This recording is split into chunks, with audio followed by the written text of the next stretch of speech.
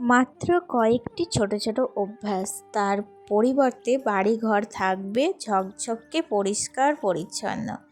আজকে সকাল থেকে দুপুর পর্যন্ত আমি আমার ডেলি লাইফে কিভাবে আমার বাড়িঘর পরিষ্কার পরিচ্ছন্ন রাখি সেটাই তোমাদের সাথে শেয়ার করব। চলো তাহলে বন্ধুরা, আজকে তোমরা আমার সাথেই থাকো। আশা করছি প্রতিদিনের মতোই তোমাদের আজকের ব্লগটাও ভীষণ ভালো লাগবে। কালকে রাত্রিবেলায় তো প্রচুর বৃষ্টি হয়েছিল, প্রচুর ঝড়, প্রচুর বৃষ্টি। তো একটু হালকা হালকা ঠান্ডা ওয়েদারটাও কিন্তু বেশ পড়েছে। সকালবেলায় উঠেই দেখো বাসি কাজ সেরে চলে এসেছিলাম ছাদে। আর ছাদে এসে প্রচুর নোংরা জড়ো হয়েছিল, কারণ আমার ছাদের চারিপাশেই কিন্তু প্রচুর গাছপালা আছে। আর আমার ছাদের উপরেও প্রচুর গাছপালা টবে টবে লাগানো রয়েছে। তো সেখান থেকে যাবতীয় শুকনো পাতা, বিভিন্ন রকমের ফুল সমস্তটা দেখছি ছাদের উপর জড়ো হয়ে গেছে। আর এদিকে দেখো আমার টবগুলোর গোড়ায় কিন্তু জল জমে গিয়েছে। সেই কারণে সকালবেলায় বাসি কাজ সেরে যখন ছাদে এলাম, তো আমি এক মুহূর্ত সময় নষ্ট করিনি, আমার ছাদটা কিন্তু পরিষ্কার করতে শুরু করলাম। আর কালকে বিকেলবেলায় কিন্তু যে গাঁদা গাছগুলো এখনও কিন্তু কিছুটা রয়ে গেছে, শুকনো গাঁদা গাছ আমি কিন্তু কাটিনি, কারণ ওই বিচনগুলো নেব করে আমি কিন্তু রেখে দিয়েছি। সেই সমস্ত গাছগুলো দেখো নয়ে পড়ে গেছে, এতটাই পরিমাণে ঝড় হয়েছিল। তো মেঘলা মেঘলা ওয়েদার তো ছিলই। তো যাই হোক, দেখো এখন আমি তাই জন্য ছাদটা পরিষ্কার করছি। আর টবগুলো কিন্তু যে স্থানে রেখেছিলাম সেখান থেকে আমি একটু চেঞ্জ করে দিচ্ছি আর কি। তো দেখতেই পাচ্ছ প্রত্যেকটা টবের গোড়ায় গোড়ায় কিন্তু নোংরা জড়ো হয়েছিল। আর ফাইনালি সমস্ত নোংরাগুলো আমি এক জায়গায় জড়ো করে একটা পাত্রের মধ্যে রেখে দিয়ে, ওই যে আমি প্রত্যেক দিন যেটা করে থাকি, তোমরা যারা আমার ডেলি ব্লগ আমাকে ফলো করো তারা জানোই আমি এই গোড়ার মাটিগুলো কি করি বলো তো, প্রত্যেকটা গাছের গোড়ায় গোড়ায় দিয়ে দিই। কারণ এগুলো তো আমার মাটি, আর এগুলো তো আমি ফেলতে পারি না, কারণ এক টব মাটি আনতে আমাকে কিন্তু অনেকটা পরিশ্রম করতে হয়। সেই কারণেই আমি কিন্তু কোনো মাটি ফেলতে পছন্দ করি না। ওই যেগুলো একটু পাতা ফুল জড়ো হয়েছিল সেগুলো ওপর ওপর ফেলে দিয়েছিলাম। আর কালকেও তো আবহাওয়াটা বেশ মেঘলা মেঘলা করছিল বন্ধুরা। তো কালকে দেখো আমি কিন্তু এখানে যে ভিজে জামা কাপড়গুলো ছিল বিকেলের দিকে, সেগুলোই এখন রোদে দিয়ে দিচ্ছি। আর তার সাথে আমার যে বাসি কাপড়টা ছিল সেটাও কেচে রোদের ওপরে মেলে দিয়েছি। আসলে সকালবেলায় যে এরকমভাবে রোদ হবে ভাবতেই পারিনি যেন। কালকে যখন বৃষ্টি হয় তখন কিন্তু কারেন্ট চলে গিয়েছিল, আর একটু ঠান্ডা ঠান্ডা লাগছিল। তো সেই কারণে আমি না সমস্ত ওই যে লেপ কাঁথা সমস্তটা এখন আমি দোতলার ওপরে রেখে দিয়েছি, নিচে তলা থেকে তুলে নিয়ে গিয়ে। কারণ ওগুলো এখন তুলে দেব।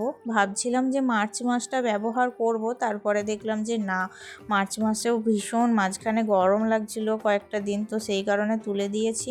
আর আমার বিছানার মধ্যে ওই হালকা ব্ল্যাঙ্কেটটা আর ওই হালকা পাতলা কয়েকটা চাদর কিন্তু রেখে দিয়েছি বন্ধুরা। কারণ বৃষ্টি যখনই পড়ে তখন কিন্তু একটু ঠান্ডা ঠান্ডা লাগে, তখন মনে হয় যে একটু চাদর গায়ে দিলে বেশ হয়, সেই কারণে। তো যাই হোক, প্রত্যেক দিন তোমরা ঘুম থেকে উঠে যেটা করবে, বিছানাটা কিন্তু পরিষ্কার করে নেবে। বিছানাটা এখন ধরো গরম পড়ে গিয়েছে, তো বেশি বিছানা তো থাকে না, তো হালকা পাতলা বিছানা থাকে। তো বিছানাটা চেষ্টা করবে ঘুম থেকে সঙ্গে সঙ্গে ওঠার পরেই কিন্তু তুলে নেওয়ার। তারপরেই তোমরা চেষ্টা যদি করো যে হাতে 1 ঘন্টা টাইম নিয়ে তোমাদের ডাস্টিং বা ক্লিনিংয়ের কাজগুলো করে নেবে, কিংবা রান্না বা কিছু যেটা থাকবে সেই কাজটা সেরে নেবে। আমার তো সবসময় এটাই করে থাকি, আমি সবসময় চেষ্টা করি যে রান্নাটা আগে সারার। আমার কিন্তু মনে হয় জানো তো, যে রান্নাটা হয়ে গেলে সংসারের অর্ধেক কাজ কিন্তু কমপ্লিট হয়ে যায়। সেই কারণে আমি রান্নাটা আগে সারার চেষ্টা করি।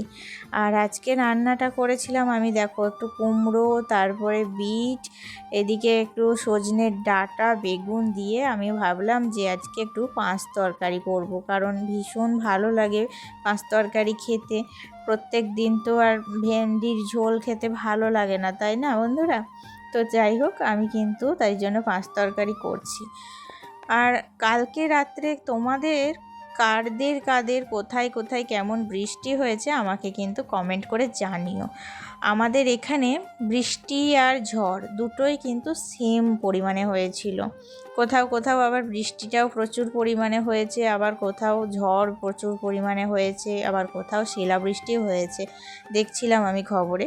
তো যাই হোক, আমাদের এখানে কিন্তু ঝড় বৃষ্টি দুটোই মানে হালকা হয়েছে, খুব একটা বেশিও হয়নি কমও হয়নি। আর যাই হোক, এখন দেখো রান্নাবান্না কমপ্লিট করে রান্নাঘরটা গুছিয়ে নিচ্ছি, তারপরে চলে যাব আমি যেটা বলছিলাম তোমাদের ডাস্টিং আর ক্লিনিংয়ের কাজে। তোমরা ধরো যারা হাতে একদমই সময় পাও না, তারা মানে বেসিক্যালি চেষ্টা করবে সকালের দিকে 1 ঘন্টা হাতে রেখে ডাস্টিংয়ের কাজটা সেরে নেওয়ার। আর যদি মনে করো যে না একান্তই আমি পারছি না, তাহলে কি করবে তোমরা রান্নার কাজটা বা যে কোনো কাজ সেরে নেওয়ার পর দুপুরের টাইমে 1 ঘন্টা হাতে রেখে, 1 ঘন্টা যদি নাও পারো তাহলে আধ ঘন্টা হাতে রেখে কিন্তু ডাস্টিংয়ের কাজটা অবশ্যই করবে। দেখো, প্রত্যেক দিন যদি আমরা ডাস্টিংয়ের কাজটা কমপ্লিট করতে পারি, তাহলে আমাদের বাড়িঘরে কিন্তু কখনোই নোংরা বা ধুলো জমে থাকবে না। তাতে আমাদের বাড়িঘর সব সময় কিন্তু ঝকঝকে চকচকে এবং পরিষ্কার হয়ে থাকবে। আর এখন তো মানে ওই যে ঝড় বৃষ্টি হবে মানে ধুলো বালির সম্ভাবনা জানলা দিয়ে ঢোকার বেশি থাকবে। তো সেই কারণে এখন তো প্রত্যেক দিনই করা উচিত ডাস্টিংয়ের কাজটা। তো আমি কিন্তু অল্প অল্প করে করি প্রত্যেক দিন। তোমাদের চাপ নেওয়ার কোনো প্রয়োজন নেই, মানে ঘুরিয়ে ফিরিয়ে পরিষ্কারটা করবে। কোনো দিন হয়তো নিচে তলা করলে, কিংবা কোনো দিন উপরতলা, কিংবা কোনো দিন বেডরুম, তো কোনো দিন ড্রয়িং রুম, এভাবেই কিন্তু তোমরা ডাস্টিংয়ের কাজটা করবে। তো আমার তো দেখো এই যে দরজাগুলো আমি প্রত্যেক দিন কিন্তু মুছি। প্রত্যেক দিন না হলেও আমি কিন্তু সপ্তাহে 3 থেকে 4 দিন তো এটাকে মুছে দিই। আর যেদিন একান্তই পারি না সেদিন সপ্তাহে 1 দিন ডিপ ক্লিনিং করে নিই। তো আজকে আমি ঠিক করেছি বলো কিছু কাচাকাচি করব, কারণ মেঘমেঘ করছে। এখন যদি কাচাকুচি না করি না, তাহলে আবার কবে নিম্নচাপ শুরু হয়ে যাবে, তখন আর কিন্তু কাচতে পারবো না। তো অনেক দিন হয়ে গেল আমার ওই যে জানলার পর্দাগুলো কাচা হয়নি, তো সেই কারণে দেখতেই পেলে জানালার পর্দাগুলো ভালো করে খুলে নিয়েছি।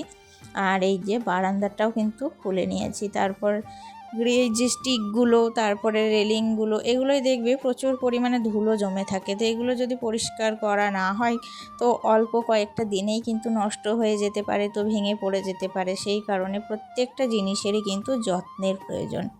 যত্ন না করলে কিন্তু তুমি তোমার বাড়ি যতই পরিষ্কার রাখো, তোমার বাড়ি কিন্তু নষ্ট হয়ে যাবে। তো যাই হোক, এদিকে দেখো আমার তো মানে দুপুরের সমস্ত কাজ কমপ্লিট হয়ে গেছে। তারপরে সকালে এই যে জামা কাপড়গুলো রোদে দিয়েছিলাম, তো হালকা হালকা কিন্তু শুকিয়েও গেছে। তো হালকা ভিজে ছিল যেহেতু কালকের কাচা, তো সেই কারণে সমস্তটা তুলে নিলাম। আর সেই জায়গাতে জানালার কভারগুলো সমস্তটা মেলে দিলাম। আশা করছি সমস্তটা বিকেলের মধ্যেই শুকিয়ে যাবে, কারণ রোদ কিন্তু ভালোই করেছে। তো সকালবেলায় আমি উঠে ভাবতেই পারিনি যে এইভাবে রোদ করবে। কালকে যে পরিমাণ ঝড় বৃষ্টি হয়েছে, আজকে কিন্তু সে তুলনায় এতটা রোদ করবে আমি আশাও করিনি।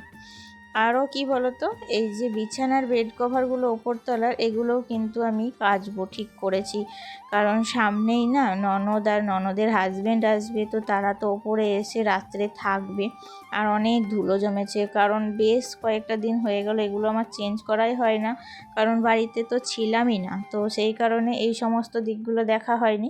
আর এখন যখন চলে এসেছি, এখন জোর কদমে বাড়ির অনেকগুলো কাজ পেন্ডিং পড়ে আছে, সমস্তটা আমি একটু একটু করে কমপ্লিট করব। তো যাই হোক, ঝড় বৃষ্টিতে কালকে বারান্দা দিয়ে প্রচণ্ড জলের ছিটে ঢুকেছিল, তার সাথে ধুলো বালি পাতা সমস্তটা। তো সকালবেলায় বাসি ওপরটাকে যখন ঝাড়ু দিই, তখন ধুলো বালিটা তো সরিয়ে দিয়েছি মানে ঝাড়ু দিয়ে। তো এখন দুপুরবেলা একটু কিন্তু মুছে নেব। ঘরবাড়ি দেখবে যত পরিষ্কার করে মুছবে না, তত চকচক করবে। বিশেষ করে পাকা মেঝেগুলো তুমি যদি না মোছো, তাহলে কিন্তু দেখবে সেখানে একটা খসখসে ভাব থেকে যায়। আর প্রত্যেক দিন যদি সেই জায়গাটা মোছামুছি হয়, তাহলে কিন্তু দেখবে পাকা বাড়ি যত মুছবে তত তেল তেল করে, দেখতেই ভালো লাগে। আবার কালার করা থাকলে কালারটাও ধরো ডিপ লাগে দেখতে। তো যাই হোক, এদিকে কিন্তু আমার বারান্দাটা আর ওদিককার ঘরটাও মোছা কমপ্লিট। আর এখন কিন্তু যাব সিঁড়ির দিকটা, একেবারে ওপর তলা থেকে নিচে তলা সমস্ত সিঁড়িটা কিন্তু পরিষ্কার করে মুছে নিয়েছি। তো এই সিঁড়িগুলা জানো তো, প্রথম যখন নতুন হয় বাড়িটা, তো তখন কিন্তু এত খসখস করতো না, মনে হতো যে কিভাবে যে প্লেন হবে, তেলে হবে, সবারই যেমন হয়। তো আস্তে আস্তে মোছামুছি করতে করতে এখন কিন্তু ঠিক সে যেরকমটা চেয়েছিলাম সেই রকমটাই কিন্তু হয়ে গেছে।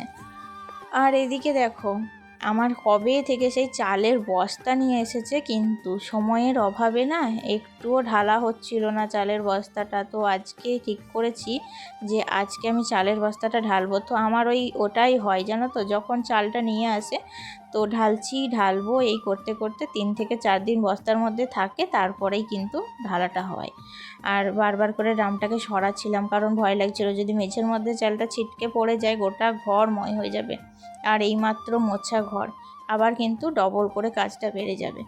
তো যাই হোক, তারপরে তো স্নান টান কমপ্লিট করেছিস, কারণ স্নান কমপ্লিট করার না হলে কিন্তু বেলা হয়ে গেছিলো অনেকটা, প্রায় 2টো বেজে গিয়েছিল জানো আজকে আমার সমস্ত কাজ কমপ্লিট করতে। স্নান টান করে এখন দেখো পর্দাগুলো শুকিয়ে গিয়েছিল, সেগুলোই লাগিয়ে নিচ্ছি। তো সেগুলো লাগানো হয়ে গেলে যাব ছেলেকে নিয়ে টিউশন। তো তারপরে আবার টিউশন থেকে এসে আবার প্রত্যেক দিনের যে কাজগুলো সেগুলোই কমপ্লিট করব। তাহলে চলো বন্ধুরা, আজকের মতো ভিডিওটি এখানেই শেষ করছি। দেখা হচ্ছে নেক্সট ভিডিওতে। আজকের ভিডিওটি কেমন লাগলো তোমাদের অবশ্যই কমেন্টে জানিও, জানাতে কিন্তু ভুলবে না, কারণ তোমাদের কমেন্ট না পেলে একদমই আমার ভালো লাগে না। তো তোমরা অবশ্যই ভালো লাগলে লাইক করো, শেয়ার করো। টাটা।